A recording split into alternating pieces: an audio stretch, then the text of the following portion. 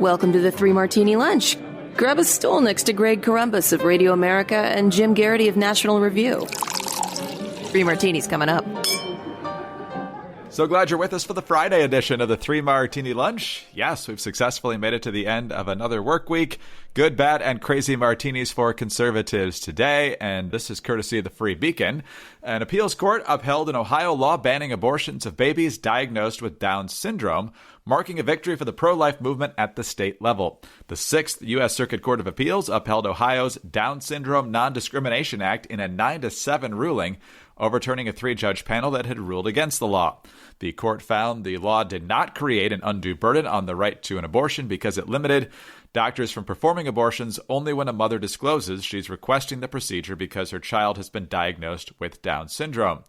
In the ruling, the court wrote, quote, The law furthers 3 valid and legitimate interests by protecting 1, the Down syndrome community from the stigma associated with the practice of Down syndrome selective abortions, pregnant women and their families from coercion by doctors who advocate abortion of Down syndrome afflicted fetuses, and 3, the integrity and ethics of the medical profession by preventing doctors from becoming witting participants in Down syndrome elective abortions. And so, Jim, this debate's been out there a long time. At one point, we had I think it was a crazy, maybe it was a bad martini years ago, where Iceland declared that they had cured, essentially, Down syndrome. That's because they killed everybody who had it through abortion. And I certainly know people, I'm sure you do as well, who have children with Down syndrome, and they got a lot of pressure from their physician and perhaps some family members to have the abortion. But for those that decided to have the baby, they cannot imagine life without them now, of course, as you would with any child. And so once people see the reality, it's not easy with children with Down syndrome. It's a beautiful thing. And so the fact that this is advancing is good. I'm guessing another circuit will come to another conclusion. So it could come to the Supreme Court. And, you know, with the current makeup of the court, it's probably a better chance of getting the right ruling on this than we've had in a very long time. Yeah, and look, let's begin by saying this is the thorny, complicated, really emotionally difficult situation. No one wants to look too harshly at parents who find out your child's going to have Down syndrome and to feel, oh, well, you should be perfectly fine with that. Living with a disability is hard. Living with a disability is not easier, and we should not just hand wave the difficulties of raising a child who has a challenge like that. On the other hand, most of us would say that doesn't mean that child's life has no value and that you can just, do away with it. My colleague, Alexandra DeSanctis, does some exemplary work on this, and she keeps pointing out how often she will run into people who will insist, look, just because we're eliminating all fetuses that have the genes for Down syndrome, that's not the same as eugenics. And yes, it is. That's specifically what you have certain genes you've decided are undesirable, and you are eliminating them past conception. That's pretty much exactly what it is. Just actually this morning, she and I were chatting, and she said, point of this comment, like somebody had said, just because we want a group of people in the world, it does not entitle us to conscript individuals to create such people in their wounds. Conscripted, and she points out no one is conscripting anyone else to do any such thing. Prohibiting an individual from killing another human being is not conscripting them to create a human being. And my only thing I could add to that, Greg, is, God, if we only knew where babies came from, if we could only solve that mystery, we could get to the heart of all this. But alas, science has never been able to determine this. It can't even determine the gender of a child when the child emerges. Yeah. So, and she observes that, people talk about this as if like women wake up and magically find themselves pregnant. And let's face it, Greg, I want to say it's never happened. It's just happened once. And that one turned out pretty well. So it did turn out. Yeah. Very well. As a matter of fact. And of course, you'll have somebody respond to what you said. Well, what about the situations of rape and so forth? And my response to that is that's a difficult debate. I would still argue for reasons that the child should have that right to life. But look, that's always where the Democrats and debate moderators, which are usually Democrats, go when that question comes up in the political atmosphere. So my response to that is, okay, let's eliminate all the ones that aren't due to rape, and then we'll debate that one. So I was just about to say, Greg, if you're a pro-lifer and you had a magic wand, and that the only abortions that would occur in America would be the ones where there was a case of rape or incest or risk to the life of the mother, I'd take that deal in a heartbeat. Let's do that, because that would obviously dramatically reduce the number of abortions in this country. And I am someone who is perfectly fine with I would like to see no abortions in this country. But if I can enact a policy that will actually reduce it, that strikes me as a win. I'm not looking for as I said, a magic wand solution or a silver bullet solution or something going down to zero. Each year we reduce it strikes me as progress and moving things in the right direction. That's just terrific. And I don't think you should cite those particularly morally thorny examples in order to defend what we have in most circumstances in most states in this country, which is abortion on demand for any reason whatsoever at any point in the pregnancy, in some cases even after birth, in the case of partial birth abortion.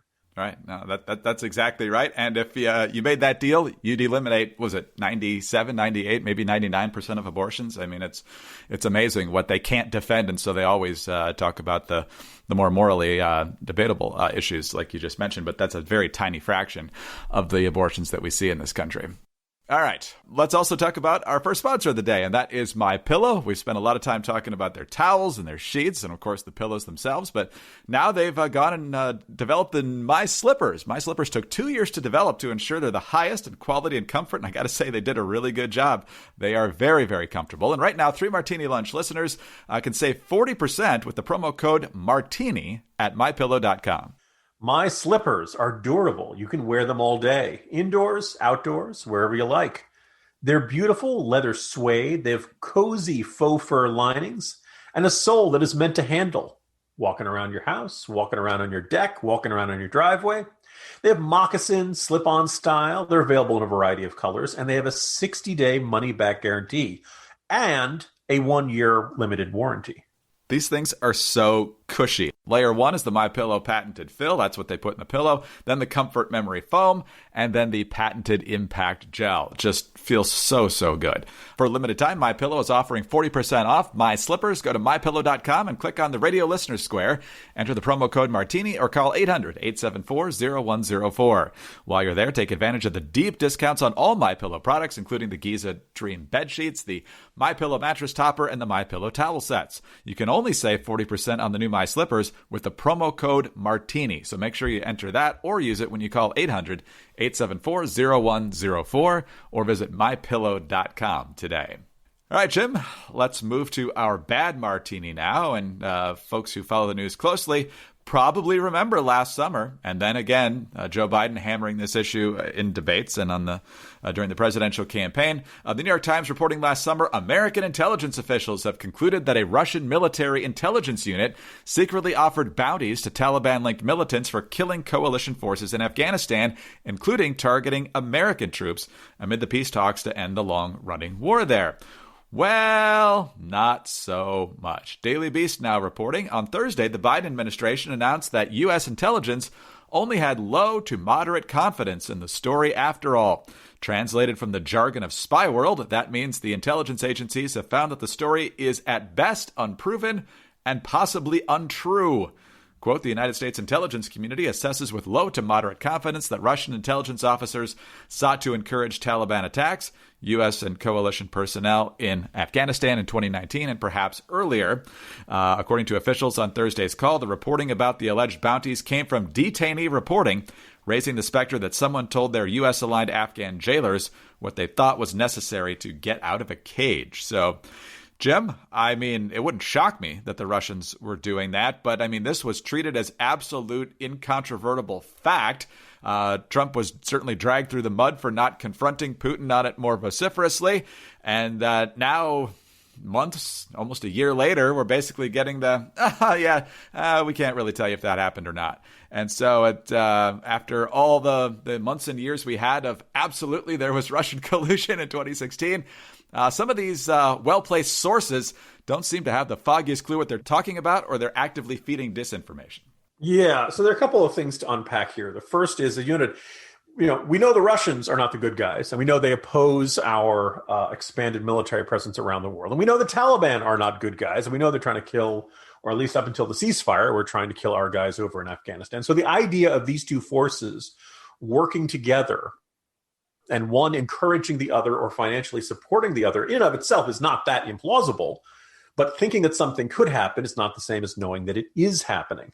And this, one of the things you learn if you work in journalism for a while is that finding somebody to offer the point of view that you want to lay out is generally not that hard. Particularly, there are simply, let's say you're writing about crime or something like that, and you want to make an argument that getting tough on crime is better. You can find retired FBI officials who will say that. You can also find retired FBI officials who will say a punitive approach to crime doesn't work, and we need to move things more of a criminal justice reform approach.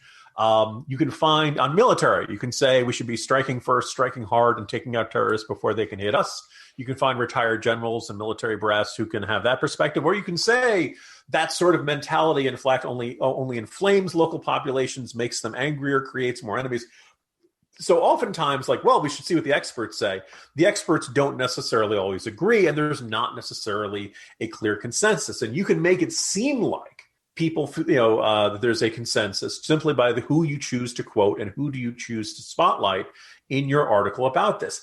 It doesn't seem all that unlikely it'd be the same thing in both. Once we've seen retired intelligence officials, and I would imagine inside the U.S. intelligence community. Now, if you work for the U.S. intelligence community, you're not supposed to call up reporters and say, "Here's what we think."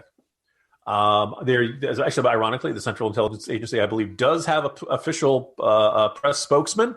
I don't imagine he answers a lot of detailed questions, but whenever, every once in a while, you'll see an article, very often involving CIA history or something like that, where things are declassified, and you'll see them getting officially quoted and things like that. But by and large, the intelligence community isn't supposed to be calling up to reporters and saying, "Hey, yeah, this is what's going on." They may see some sort of value in getting information out there, but you're supposed to go through official channels and things like this.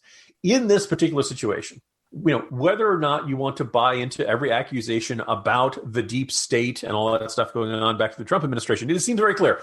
There were people who either didn't know what they were talking about and acted like they did and put this out to reporters, or who did know what they talked about and leaned heavily in a certain direction about something that was not yet proven and not yet certain, because they wanted to enhance an already existing narrative that Donald Trump is soft on Russia, that Donald Trump doesn't support the troops, that Donald Trump... Now, here's the thing. Listeners to this podcast know I'm not a fan of Donald Trump. Donald Trump deserved a lot of criticism, but the criticism of Donald Trump should be based in facts.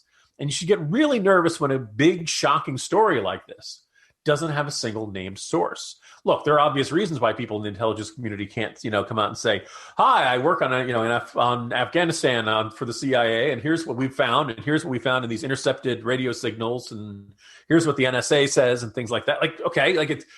There's obvious reasons they can't do this. But if that stuff is classified, well, it's probably classified for a reason, and you are not out. It's not your job to decide, well, here's what people need to know about this. That decision is quite literally above your pay grade. Deeply frustrating. It's not the first time we've seen a story blow up on this. And the claim that, was it the Atlantic, where Trump was scoffing at Arlington Cemetery and he couldn't understand why people would sacrifice their lives for their country and stuff like that. That article didn't have a single named source. We had good reason throughout the Trump years to be a little wary whenever you didn't have a single person on it. And by the way, I want to point out an early story about James Comey.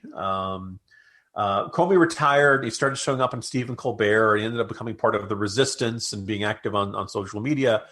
And I wanted to write a story about how people at the FBI felt about this. Now, obviously, there were not active current people working for the FBI. Were not authorized to talk to the press, and we're not going to talk to the press. As I mentioned, a lot of retired people, and they have all kinds of different opinions on this. Some of them were, I should say, most of them were anywhere from not thrilled with what Comey was doing to deeply thinking this was a deep mistake, that you did not want to see a retired FBI director becoming a very partisan figure. I don't know this for certain. I have a suspicion there are people in the CIA who probably feel the same way about John Brennan. People who work in national security and who have these kinds of bipartisan responsibilities for protecting public safety, they don't like seeing their old bosses become political talking heads. Different kind of job. I think it undermines public faith in what they do and, undermines public trust in their institutions. But there were a few who, were not so outraged about Comey. But every single person in that article was named. And I was very proud of myself for putting together an article where you never once had to say one source within the Bureau says. So This is why I hold myself to this standard. Not saying I've never used unnamed sources. Sometimes somebody tells you something really good and they won't let you use your name. You got to negotiate about, okay, how can I identify you?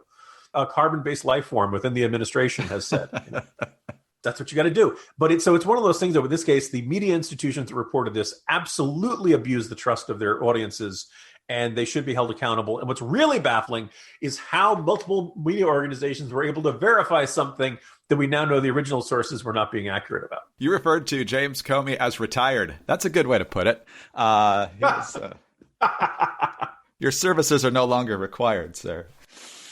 All right, Jim. Well, good news that Jim Comey's long gone, but he's been a disaster. But some real good news, getting a box of awesome meat on your porch is fantastic as well. And that's where Moink Box comes in.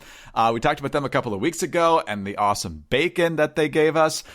We also have had steak since then, which were excellent. And Mrs. Columbus informs me that tonight, this very night, we'll be having lamb burgers. Can't wait. And so whether it's steak or ground beef or chicken, whatever it is, Moink Box has high quality products and they do it the right way. Moink delivers grass-fed and grass-finished beef and lamb, pastured pork and chicken, and wild-caught Alaskan salmon direct to your door. Their animals are raised outdoors, their fish swim wild in the ocean, and Moink meat is free of antibiotics, hormones, sugar, and all the other kind of junk that you can find prepackaged in the meat aisle. Sign up at moinkbox.com/martini to get a year of ground beef for free, and then pick what meats you want delivered with your first box. Change what you get each month and cancel anytime. Like I said, this is really good stuff. We've had the bacon a number of times. I actually had the chicken too. Very, very good. The steaks are fantastic, and can't wait for the lamb. It's just a great variety. The way they do it should make you feel good too. Kevin O'Leary, because Moink Box went on Shark Tank, said it's the best bacon, for example, he's ever tasted. And so you will not regret getting Moink Box. I'm glad I got a box, and I think you will be too. Join the Moink Movement today. Go to moinkbox.com/martini right now, and listeners to the 3 Martini Lunch get free ground beef for a year. That's 1 year of the best ground beef you'll ever taste, but it's only for a limited time. Spelled MOINK, box.com/martini. That's moinkbox.com/martini. Man, now I'm already hungry for dinner. All right, let's talk about our crazy martini now, Jim. And yesterday we talked at the beginning and at the end of the podcast about the Democratic efforts to pack the court. We talked about how Nancy Pelosi is not going to bring it to the floor, at least for now. We'll see if she changes her mind, depending on whether she likes some Supreme Court decisions coming up. But even though she said that, a bunch of Democrats went and held their little press conference in front of the Supreme Court yesterday, including Jerry Nadler, the chairman of the House Judiciary Committee, and the leader of this let's just say questionable effort on the Senate side is Ed Markey of Massachusetts. Now, Ed Markey's judgment should always be suspect because this is a guy who spent 38 years in the House to run for the Senate after John Kerry became Secretary of State. So he traded in nearly 4 decades of seniority for none. And so now he'd be chairman of a committee putting together his precious climate legislation or something. But nonetheless, Ed Markey has been on the front lines of judicial debates before, Jim. In fact, there's a great split screen that somebody came up with yesterday of him back in 2016 at the exact same location on the steps of the Supreme Court with a sign in front of the podium that says #WeNeedNine, which is obviously in reference to his belief that President Obama's choice of Merrick Garland deserved a hearing, deserved a confirmation vote, and we shouldn't have to wait until after the Trump versus Hillary presidential election. Well, he didn't get his way on that, obviously. But now, right next to that is his sign on the podium saying, expand the court. So Ed Markey, who was pushing for constitutional and fidelity to tradition just 5 years ago, we're down 3 votes on the court a lot of the time, so let's just add 4 more. Yeah, and look, I could, spend a lot of time making fun of Markey, although at some point it starts to feel like shooting fish in a barrel. But I like the fundamental lesson of so many of the fights of our time, particularly around the process of government and should there be a filibuster? Should this Supreme Court nominee get confirmed or not get confirmed? Are they rushing through legislation or are they taking their time or something like that? Look, you have to settle on one set of rules, and that set of rules has to be in place when your side has the presidency and when they don't have the presidency. It has to be in place when your side has a Senate majority. It has to be in place when your side doesn't have the Senate majority. It has to be in place whether your side has 60 or more votes, which is obviously not very tough to come by. And Democrats sort of kind of came close and kind of had that during a couple stretches in Obama's first terms. But actually, if you look back, there's only a few months here, a few months there because of various vacancies they had. And it's got to apply when you're in the minority. And same thing for the House, same thing it's got to be the same set of rules, whether your political side is on top or it's not. You can't change it every time these sorts of things happen. And any kind of adoption of the rules that your side does because you think it's going to benefit you, well, once the other side wins enough elections to be back in the majority, they're going to have the same chance to do this. And we make fun of Harry Reid on this program over and over again. That's what we've seen with the filibuster against judges. And it's one of those things like this is what our founding fathers kind of understood. Is you needed a system where you could live with the rules, whether you were in the majority or in the minority. Now, if you're in the minority, you're going to have a lot less ability to have a say in how things are done. You're not going to have an easy time getting your bills passed.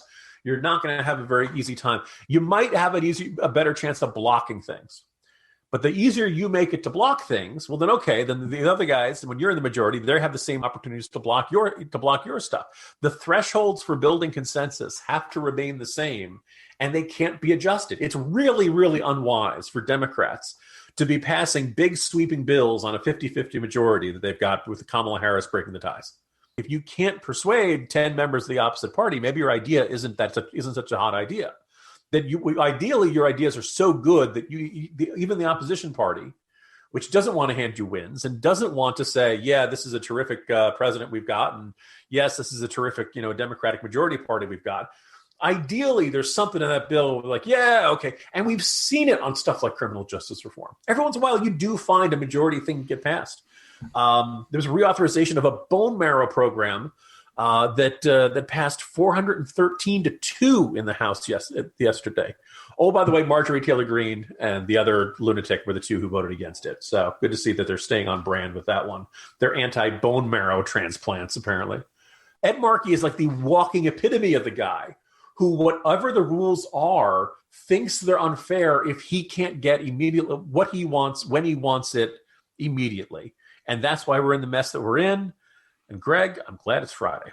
Exactly right.